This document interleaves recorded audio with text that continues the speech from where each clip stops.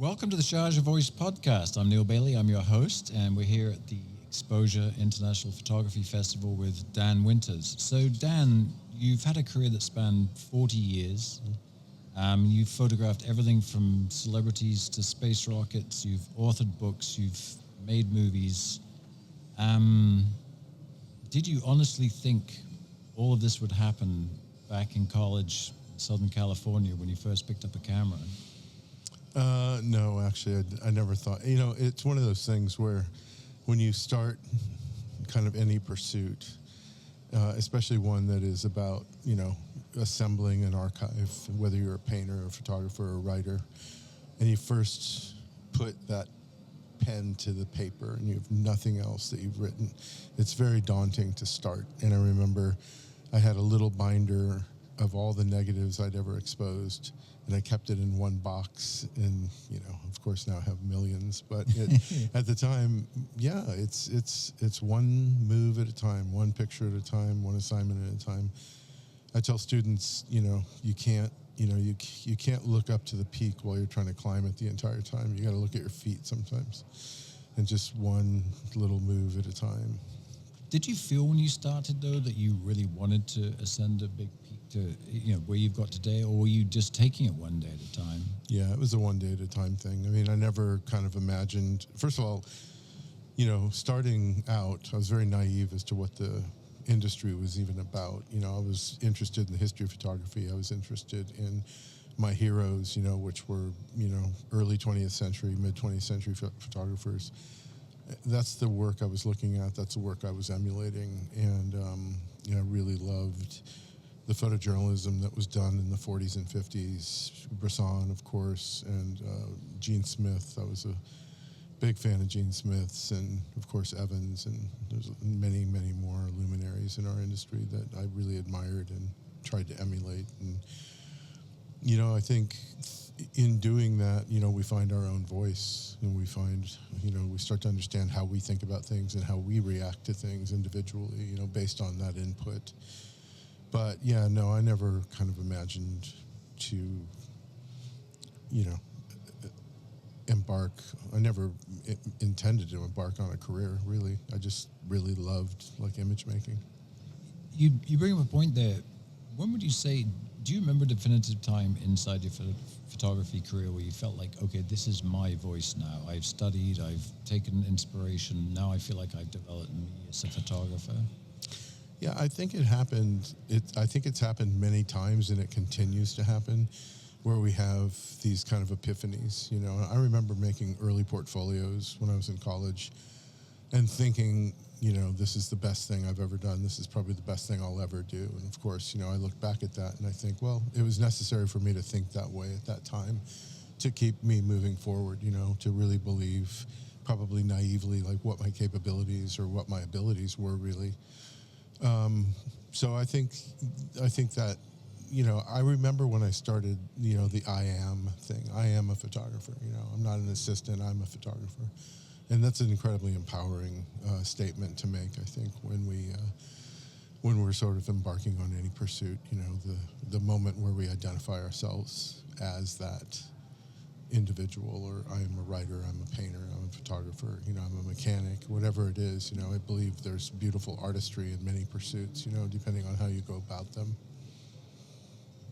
Do you feel like, looking back on your career, maybe there have been peaks where you've done a piece of work or done a body of work and said, that's the best thing I've ever done, and then it's taken you a long time to have that feeling again? Has that happened over and over throughout your career, or has it always been a linear line to here? Yeah, I think there are singular images that I've made that I've thought I just raised the bar for myself. And going into the next shoot, you're kind of haunted by that sometimes. Like, man, I don't know if I can do any better than the last time. What would you pick out as some of those defining images where you felt like I've done my best? One of my favorite portraits, if we're talking about portraits, one of my favorite portraits is the portrait I did of Helen Mirren in this set that we built, and it's a set that I really wanted to make for a long time, and was kind of saving it for the right subject. And it's kind of a set that looks like a sort of an atelier in Paris, and it's beautiful decay, and we had the right dress for her, and sort of everything came together. And that for me was, and continues to kind of be a haunting image with regards to just personally surpassing that.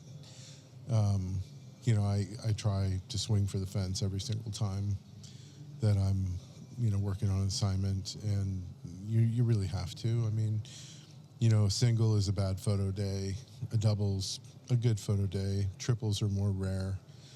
You hit a triple, you're really doing well, and the home runs are very elusive. They come every once in a while, and that, in my opinion, that would be one of those times. But I've made quite a few portraits that I think consistency has been something that I've really tried to kind of master, is just to be as consistent as possible. I mean, what are your feelings about A, the exhibition, B, Sharjah, just being here, being around your peers, being around all these incredible exhibitions? Yeah, I mean, I think the thing that I take away are, and I really treasure, are the exchange of thoughts and ideas. I have a lot of conversations when I'm here, almost to the point where, you're a little bit exhausted from it. But, it's interesting photography as a pursuit is a very singular pursuit. You're by yourself out there. Ultimately, I have a crew and I have people that work for me, but, your reputation, your career, all of those things are kind of what's on the line. And I think the way we survive as photographers is we try to understand what our sensibility is and what we shoot and how we shoot it. And all those things have to be considered when we're making imagery. And it's nice to discuss those types of kind of singular topics with other people that are struggling, or not necessarily struggling, but are wrestling the same thing than I am. So I love that aspect. It's only my second year, but seeing familiar faces, you included, is amazing. It's really great just to kind of feel a part of the family, and so quickly to feel a part of the family. I felt that way last year at the end of the... But don't you think that is a big part of exposure? It's that word gets used a lot, the family, where you're fitting into groups, your peer groups. And I think you have to have breakfast, lunch, and dinner together. So you're forced to sort of be in each other's space and have these conversations. Yeah, and it's really great. In a nice way. I'm not. No, you're absolutely right. And there are so many exhibitions. I don't know how many are. I haven't had a chance yet to walk around very much, but right after this, I'm gonna do that. But there's 70 plus exhibitions now, 70 plus probably. And the artists are in their gallery space, fielding questions, talking about their work. You can just meander in and out, and for the most part, people kind of hang out with their exhibition. It's just wonderful. You get insight that you would never get if you walked into a gallery without the artist there. So I love that, and just the enthusiasm and the excitement of the festival really it's very sort of uplifting. I think we bond the most as human beings through experience, much more so than through possessions. The idea of collecting experiences is more enriching. And I think there's something about everyone sort of sharing this kind of common experience at exposure that really does create like a bond, which is a really beautiful thing, that something like this can exist in that way, in that capacity, and affect us in that way. Well, Dan, it's been really great having you come to see us here at the Sharjah Voice podcast, and great to have you back second year at Exposure. What about one quick takeaway from the festival, a one-liner to show your feelings on how much you're enjoying yourself? I think the rest of the day is gonna kind of allow this idea to come to fruition, but just to take everything in and just absorb as much as we can, and with an open heart and an open mind, and I think that's the best we can do. Beautiful. Thank you very much. You're welcome.